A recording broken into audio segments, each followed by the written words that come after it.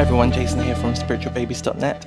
This is a vlog and podcast, depending on how you're looking at this. So just a little bit of cross-marketing. If you're watching on YouTube, you can also listen to us on Podomatic. Type in Spiritual Babies and you'll find this. And on TuneIn Radio, we've got like a 24-hour radio station now, which we're adding content to all of the time. You can find us on Instagram, on Twitter, and of course on Facebook.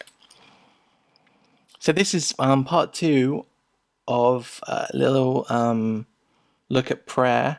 So I did part 1 earlier this week. You can find that in the list of things that you're looking at now. And in part 1 I really looked at how can I pray as a non-Jewish person. What examples are there of non-Jews praying to the Creator in the text? Where's the foundation for that to happen? So I had a little look at that. And this week I want to talk a little bit about prayer itself, what that word means, and some of my thoughts on how that works. So 2 things really. First of all, prayer is a completely inappropriate word for the communication that you offer up to the Creator. So we spoke last week about how Jewish people will pray 3 times a day because of the offerings that were brought to the priests to give up to God. They happen 3 times a day, and the prayer is really the offering of the offering of your lips, right? So it's take my prayers in exchange, not exchange.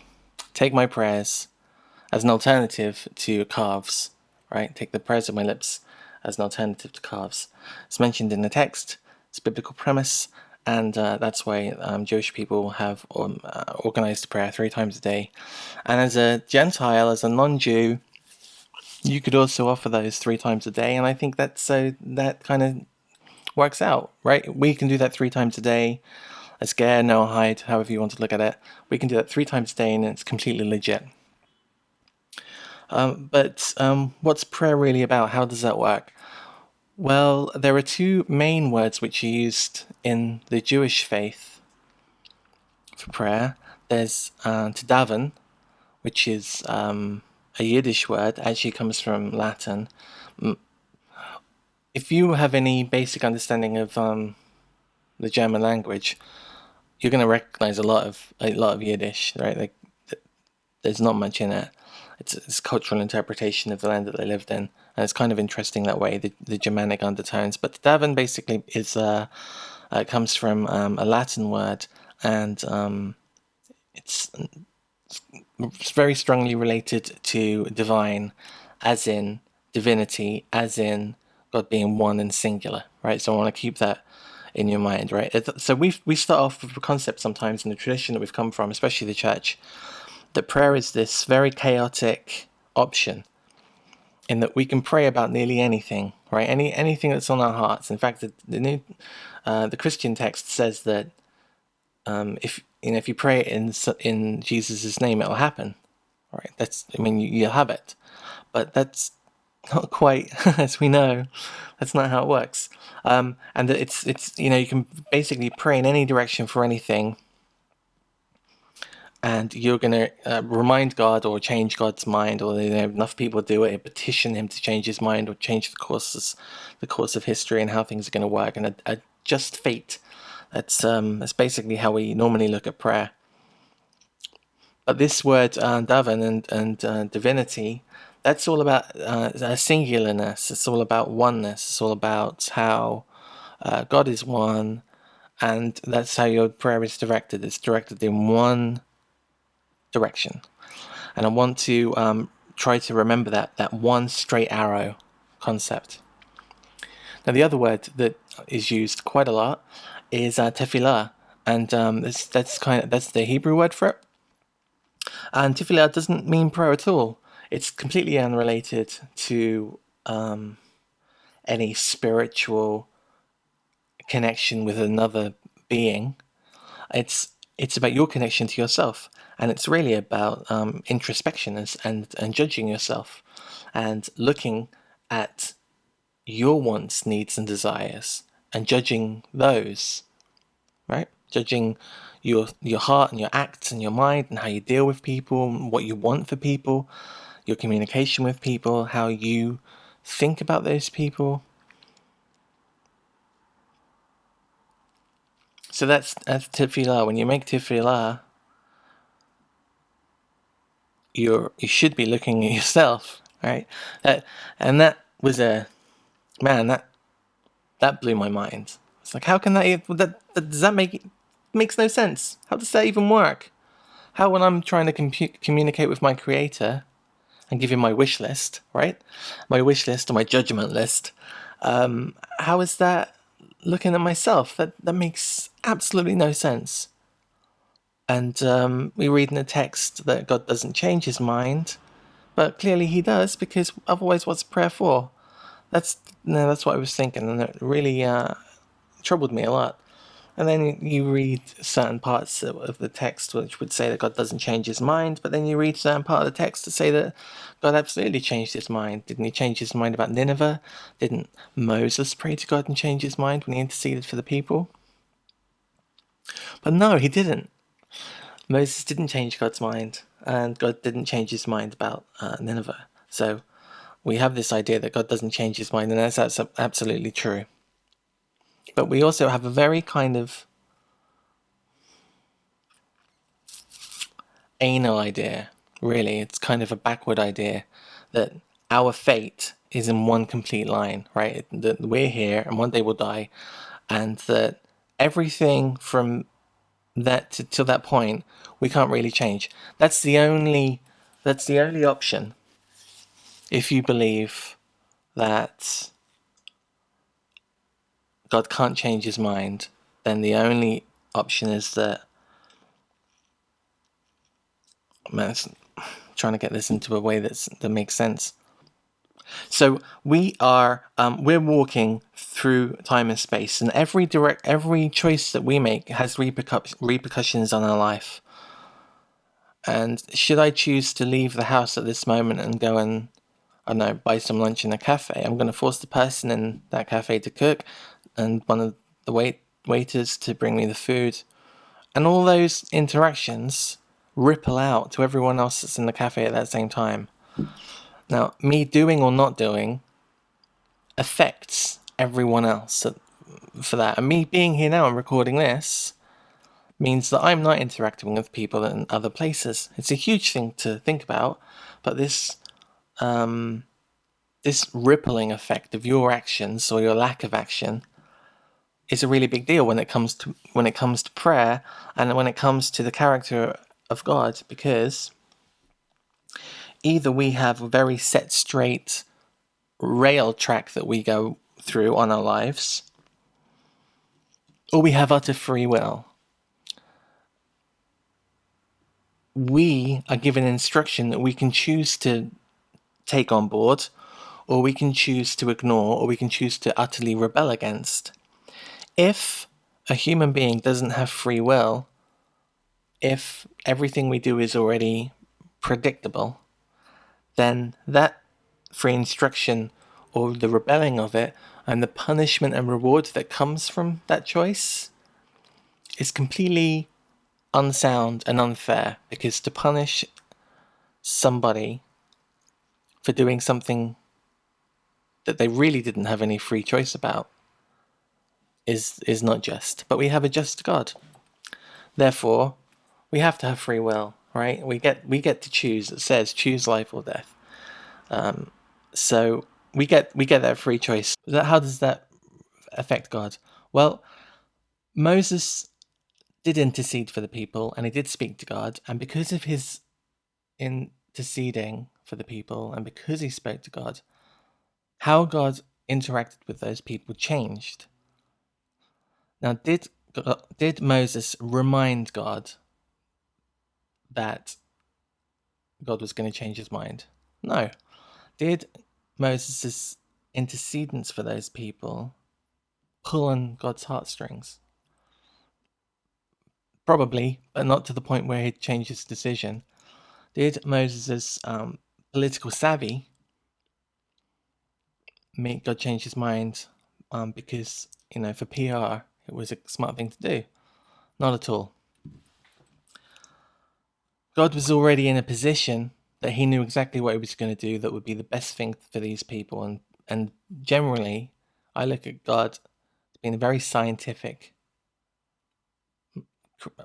king, right? So he's as the king of the universe, he's excellent at science. And therefore, I figure he's going to be pretty damn good at math. And this is where I look at the way God might look at us as humans. If A, then this effect. And if B, then this effect. And then it could go on to C, D, E, and F. It doesn't matter. And this equation is very well sums up for me anyway the interaction that Moses had with God and that Jonah had with Nineveh. In that, if A, Moses doesn't come, then this is how I'm going to deal with the people and deal with Moses. And if B, Moses does come, then this is how I'm going to deal with the people and this is how I'm going to deal with Moses. Jonah. If A, Jonah gets to Nineveh and calls the people to repent and they don't, then this is going to happen. If B, Jonah gets to Nineveh and calls it to repent and they don't, then this is going to happen. And then what about if Jonah doesn't go to Nineveh at all? Then this is going to happen. Everything is laid down to the finest detail. And while that might feel like God's just molding the cage around the bird as he flies, that bird still gets to choose utterly what direction he goes in. And God being God has contingency plans for all of those things.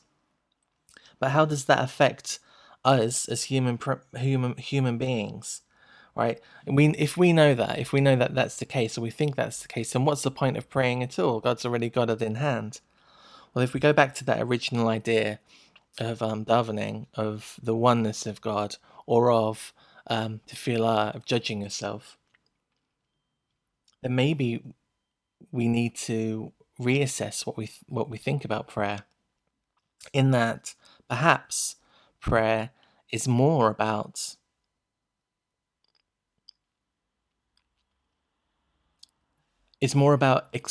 exploding your concept of what can happen, because God, after all, has looked at the infinite possibility here. Exploding the concept of what can happen, not limiting yourself to the bounds of your experience. Looking into yourself and asking, what's the best thing that can happen here for everyone involved, and not necessarily the best thing that can happen for the one person or for the other person. Looking at yourself and asking if I can help in this instance. Like, can I do anything? Because there does seem to be a certain... Now, pray for it and sit back and wait for it to happen. But really, there's a saying, God helps those that help themselves. And that's absolutely true. You sometimes have to step out and ask. Do it, ask for it, barter for it, whatever you need to do. Just try and make it happen. Right, so perhaps prayer is this arrow that you fire to God that is, although it's on a completely straight line, right, that you're this outpouring of your wants and wishes are going directly to God, not through some intercessor or middleman. Perhaps the prayers need to be more in line of God's perception of what can happen. Make them big and bold, and ask for everything and anything, because everything and anything that you have has come from God. It's part of His plan. So when you stub your toe on the way home, in a tiny way, it was kind of bound to happen. And the awesome pay rise you may have got, that's down because He wants that to happen for you. And the $20 that you lost, kind of Him as well. Now, did He force you to lose $20 for giggles, or was He hoping that perhaps that would cause a reaction in you that might open up your eyes to another possibility. I don't know, right? I mean, it's huge. There's so many. It's such a maze of options and money trails that rabbit trails that you can follow here. I really shouldn't have gone that direction. So I'm gonna try and pull that back. And so, all right, I'm gonna add a summary, and I apologize if these podcasts are rambly, but that's why they're not appearing on my Spiritual Babies YouTube channel, and they're appearing on the vlog channel. The YouTube channel is really about more finished product and a better level of conclusion, right? That we can put up and say, look at these. This is 2,000 years of conclusion, and what I'm doing here is really my interpretation of different things. And so, if you get something from it, that's great. If you don't like them, you don't have to listen to them. I won't be hurt. I don't mind. But in conclusion, prayer. What is prayer? For me, I've already looked at the text, and I utterly believe, based on the text, that as a non-Jew, but as a child of God, I'm able to speak to my Creator in any capacity I like to. Okay, so there could be any time of the day, in a random format, just talking to him as I go around the house. That's completely okay. But also, if I want to, I can take on a more structured form of prayer. And if my prayer is in place of a physical offering, that I would have made 3 times a day, then if I want to pray 3 times a day, I feel that that's okay too. But what should that prayer be? My advice, and you can try it. My advice would be to cut out the embarrassment or the restrictive terms and ask for the most that you could possibly imagine happening in the best way possible for everyone concerned. An example? So a friend has I don't know. You have a couple of friends. They're a couple. One of them is waiting on a job, and they are they're not relying on the job to come through. But if it does, it'll take a huge ease of burden off. But maybe this job's in another country or a different part of the country. They have to leave everything that they have already and go there, and it's going to be a bit of a headache. So what do you pray then? You pray that they get the job, and it's as easy as possible, and maybe the person goes off for 3 months and tries it first about moving the family, and they get by, but they get the job, and it all works out in the end? Or do you pray that they absolutely get the job and that everyone moves and that the move is really great and that they get exactly what they want and they find a fantastic apartment, and maybe that apartment's got a really great outdoor space if they've got kids, and it's got room for a study, and it's got room for a great kitchen area and environment, and they have great neighbors, and it's in a great location, and that the money's fantastic and it allows them to save, and that the time that they now get to spend at home, because maybe they live super close to the job, means that they have a better home life. And as the flower opens, you get to think about not so much the prayer, but you get to realize just how much you care about those people by how much you're praying for, right? Does that make sense? I mean, I hope Bill gets better. Really? That's it? You just want him to get better? How much do you care about Bill, really? You just, you don't want him to get worse because that would make you feel bad? Would you want Bill to get better because he had this amazing life and he's got this fantastic wife and he really looks after his family? And if he gets better, then it's not just he'll physically feel bad anymore, but now he'll be able to interact with his wife and his kids, and he'll be able to look after the livestock that he had. He'll be able to tend his garden again, and his garden was such a pleasure for everybody. And it was so great for the natural wildlife. And, since the herbaceous border's been let to ruin, and the birds don't have anywhere to come and get their seeds, and the bees don't come, and that means that the harvest won't be as good. and you really want Bill to get better because the quality of life that Bill had overflowed into everyone else's. Does that sound a bit wet and mushy? I don't know. And that's for someone else, but that's kind of easier almost than praying for yourself. I mean, I very rarely do that. Why don't you do that? You just not praying for yourself is like accepting. All right, so someone just comes to your door every day, and like being in prison, right? You're in prison.